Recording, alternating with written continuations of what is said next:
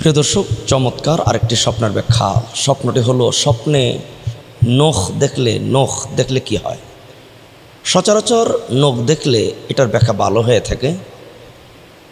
নখের ব্যাখ্যা সচরাচর খারাপ হয় না।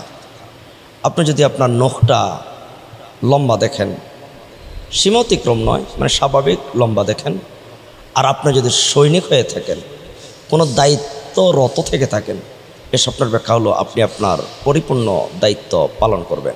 আপনার যে স্বপ্ন দেখেন আপনার নখ বড় হয়ে গেছে, এটার আরেকটা ব্যাখ্যা আছে।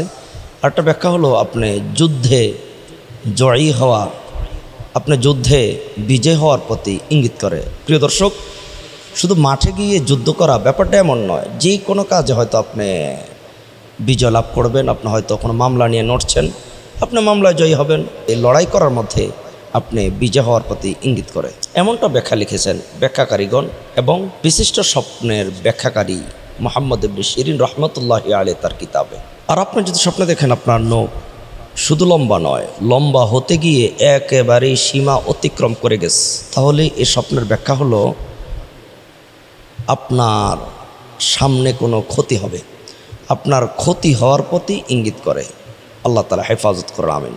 প্রিয় দর্শক, এমন মন্দ স্বপ্ন দেখলে অবশ্যই দুটি কাজ করবেন।